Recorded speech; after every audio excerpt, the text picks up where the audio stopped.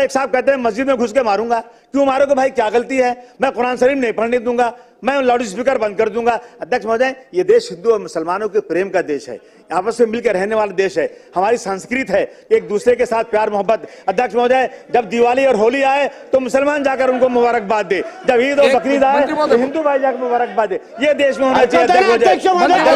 मंत्री महोदय बोला, अध्यक्ष महोदय हरकत है, अध्यक्ष महोदय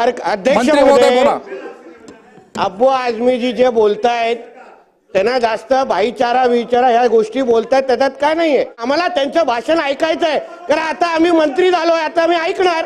एक मिनट अध्यक्ष, ये मोहन भागवत साहब को मानते हैं कि नहीं मानते हैं? आदरणीय मोहन भागवत साहब ने कल ही कहा है, ये नेता लोग जो है ना अपना कद बढ़ाने के लिए ये सब कर रहे हैं। ये श्री मोहन भागवत जी की बात है, बंद करो ये सब चीजें। अध्यक्ष महोदय, अध्यक्ष महोदय, मैं मुख्यमंत्री जी बैठे हैं, मुझे बहुत खुशी है कि मैं उनके सामने कुछ बोलना चाहता हूं। अध्यक्ष महोदय, मुख्यमंत्री से मैं एक प्रोटेक्शन चाहता हूं आज। अध्यक्ष महोदय, हमारा देश एक धार्मिक देश है। अध्यक्ष महोदय, यहाँ धर्म के मानने वाले लोग हैं अपने धर्म के खिलाफ। अध्यक्ष महोदय, महापुरुषों के खिलाफ यदि कोई बोलता है, उस पर जान देने को तैयार रहते हैं लोग।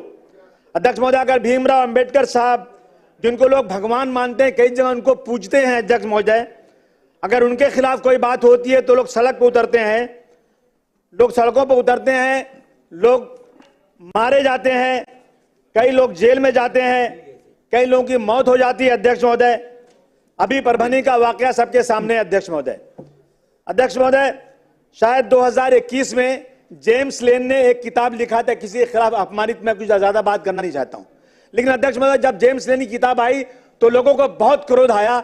लोगों ने जाकर पुणे में उस लाइब्रेरी को जला दिया, क्योंकि ये अपमान हम किसी महापुरुषों का बर्दाश्त नहीं कर सकते। अध्यक्ष महोदय, उस वक्त आर पाटिल साहब ने कहा था जेम्स लेन को अमेरिका से लाएंगे, केस चलाएंगे, लेकिन आज तक तो उनको लाया नहीं, कोई केस हुआ नहीं, अभी तक कुछ किया नहीं गया।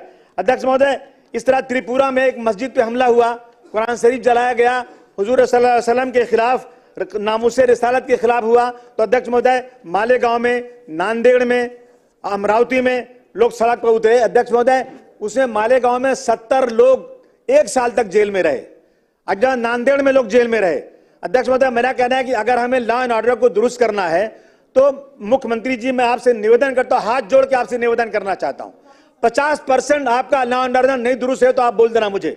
अध्यक्ष महोदय, जब भी नवरात्रि आती है, मस्जिद के सामने आकर के क्या जरूरत है वहां पर सर, वहां पर आके ये कहना कि इस देश में रहना है तो आपको जय श्री राम कहना है। अध्यक्ष महोदय, अगर कोई मना करता है, रुकिए अध्यक्ष महोदय, मुसलमानों को क्यों मजबूर किया जाता है? अध्यक्ष महोदय, गुंबद पर चढ़ करके वहां पर गेरुआ झंडा लगा दिया जाता है। अध्यक्ष महोदय, जिससे झगड़ा होता है, लड़ाई बढ़ती है।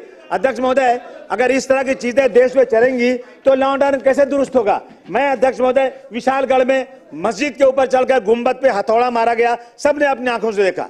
अध्यक्ष महोदय, मैं मुख्यमंत्री जी, मैं आपका ध्यान दिलाना चाहता हूं कि विशालगढ़ में मस्जिद में घुसकर कुरान शरीफ जलाया गया, वहां पर 45-50 लोगों का घर बिल्कुल तोड़ दिया गया। क्या गलती थी उनकी? अध्यक्ष महोदय, ये सिर्फ हिंदू और मुसलमानों के बीच में जिस तरह से झगड़ा कराया जा रहा है, उसमें कहीं ना कहीं मुख्यमंत्री जी को आपको रोक लगाना जरूरी है। बांग्लादेश में हमारे भाइयों के साथ वहां पर जाति हो रही है, हम उसकी निंदा करते हैं, उसकी खुली निंदा होना चाहिए। लेकिन मेरे देश के अंदर अध्यक्ष महोदय, ट्रेन के अंदर एक पुलिस वाला मुसलमानों को निकाल के गोली मार देता है।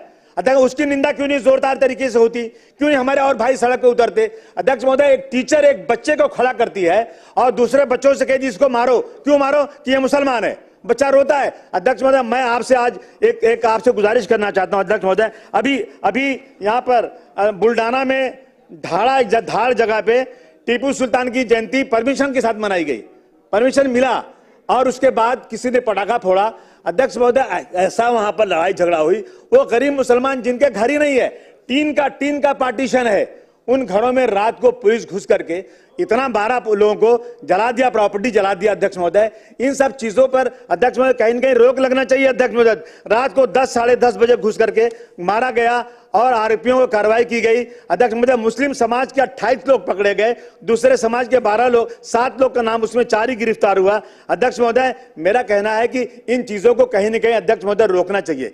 अगर आपको वाकई इस महाराष्ट्र के अंदर लॉ एंड ऑर्डर दुरुस्त करना है, आप देख लीजिए इन वजह से कितने झगड़े बढ़ते रहते हैं। आप एक बार एक कानून बना दीजिए, किसी ने किसी महापुरुष के खिलाफ बोला, किसी ने पैगंबर इस्लाम के खिलाफ बोला, किसी ने मंदिर मस्जिद का झगड़ा शुरू किया, किसी ने यह कहा कि इस देश में 20 लाख मुसलमानों को मार देना चाहिए। अध्यक्ष महोदय, मैं हाथ जोड़ के आपसे निवेदन करना चाहता हूं, मैं मुख्यमंत्री जी का ध्यान इधर चाहता हूं कि आप एक कानून बना दीजिए अध्यक्ष महोदय कि अगर किसी ने धर्म के खिलाफ या ऐसे महापुरुषों के खिलाफ बोला तो कम से कम ऐसा कानून बने कि उसकी जमानत ना होने पाए और कम से कम 2-4 साल जेल में रहे और 10 साल की सजा उसको होना चाहिए। अध्यक्ष महोदय, हिंदू मुसलमानों को आपस में भाईचारगी करना बहुत जरूरी है अध्यक्ष महोदय, इसलिए मैं आपसे गुजारिश करने आज आया हूं। अध्यक्ष महोदय, महल झोपड़ी सबका मुकद्दर फूट जाएगा अगर ये साथ हम हिंदू और मुस्लिमों का छूट जाएगा।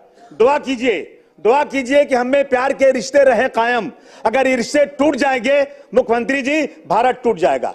मेरा आपसे निवेदन है, आप आज एक वादा कर दीजिए कि आप एक ऐसा लॉ बनाएंगे, ऐसा कानून बनाएंगे जो धर्म के खिलाफ लड़ाई करने वालों को बहुत सख्त सजा मिलेगी। मैं आपको यकीन दिलाता हूं महाराष्ट्र का 50% लॉ एंड ऑर्डर दुरुस्त हो जाएगा। ये गुंडागर्दी खत्म होना चाहिए।